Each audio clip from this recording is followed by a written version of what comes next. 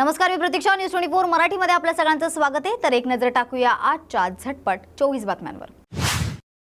आज शिवसेनेमध्ये पक्षप्रवेश झाला आहे. जर विधानसभा बघितलं तर मला पुण्याची जबाबदारी दिली आहे. विधानसभेची तयारी सुरू आहे आणि जी काय जबाबदारी आम्हाला शिवसेना पक्षातून मिळाली आहे त्याप्रमाणे आम्ही काम करणार आहोत, असं वक्तव्य वसंत मोरे यांनी केलंय. मुख्यमंत्री माझी लाडकी बहीण योजनेसाठी मुंबई जिल्हा बँकेच्या वतीनं महिलांना शून्य शिल्लक बँक खाते काढून देण्याचा योजनेचा आज शुभारंभ करण्यात आला आहे. 3 दिवस झाले अनेक घटना घडत आहेत. गृह खातं कार्यरत आहे की नाही असा सवाल आदित्य ठाकरे यांनी विचारला आहे. सभापती निवडणूक झाली पाहिजे, हे सरकारचं शेवटचं अधिवेशन आहे, असं वक्तव्य अंबादास दानवे यांनी केलं आहे. राजापुरात नुकसान झालेल्या पिकांचे पंचनामे करा आणि नुकसान भरपाई द्या, अशी मागणी नारायण राणे यांनी केली आहे. मनोज जरांगे पाटलांच्या धाराशिव मधील शांतता रॅलीसाठी मराठा समाज आता सज्ज झालेला दिसतोय. ओबीसींची त्यावेळेस आम्हाला नियत समजली असती तर त्याच वेळी आम्ही आरक्षण घेतले असते, असं वक्तव्य मनोज जरांगे पाटील यांनी केलंय. कोकणात रिफायनरीसाठी मी स्वतः प्रयत्न करणार असून रिफायनरीसाठी आवश्यक पाठपुरवठा देखील मी करेन, असं वक्तव्य नारायण राणे यांनी केलंय.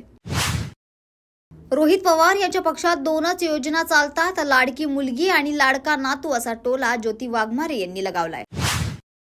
एका तरुणाने रेल्वेखाली आपला जीव गमावल्याचा धक्कादायक प्रकार सोलापूरमध्ये समोर आला आहे. तर रेल्वे पोलीस प्रशासनाचे आरपीएफ कर्मचारी घटनास्थळी दाखल होऊन त्या मृतदेहाला सिव्हिल रुग्णालयात हलवण्यात आले आहे. सोलापुरातील शेगावचे गजानन महाराजांच्या पालखीचे सोलापूर जिल्ह्यात आगमन झाले असून प्रशासनाकडून पालखीचे स्वागत देखील करण्यात आले.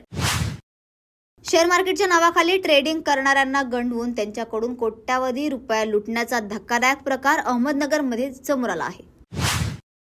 गौतम गंभीरची टीम इंडियाची मुख्य प्रशिक्षकपदी नियुक्ती झाली असून जय शहा यांनी औपचारिकरित्या याची घोषणा देखील केली आहे. शासनाच्या मुख्यमंत्री माझी लाडकी बहीण योजनेसाठी पात्र महिलांना नोंदणी करून लाभ मिळवता यावा म्हणून मीरा भाईंदर महानगरपालिकेने 6 प्रभाग अधिकाऱ्यांची समन्वय अधिकारी म्हणून नोंदणी केली असून मदत कक्ष पण सुरू केल्याची माहिती दिली जात आहे.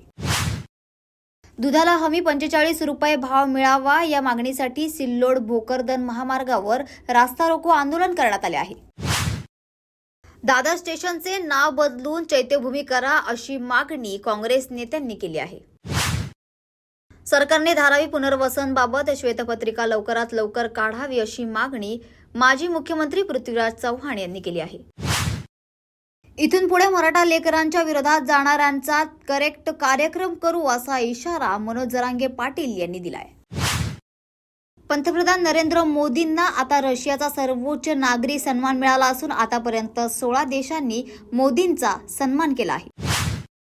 सुशीलकुमार शिंदे आणि जयवंतराव जगताप यांनी भेट घेतली असून याच्या भेटीमुळे चर्चेला उधाण आलं आहे. मराठा ओबीसी दोन्ही समाजाला सरकारने काय आश्वासन दिले आहे हे विरोधी पक्षनेत्यांना सांगायला हवं होतं, असं वक्तव्य जयंत पाटील यांनी केलंय. शहरात इतक्या मोठ्या प्रमाणात अतिक्रमण बोकाळले आहे की सूडबुद्धीने हे अतिक्रमण काढले जात आहे, असं वक्तव्य विनायक पांडे यांनी केलंय.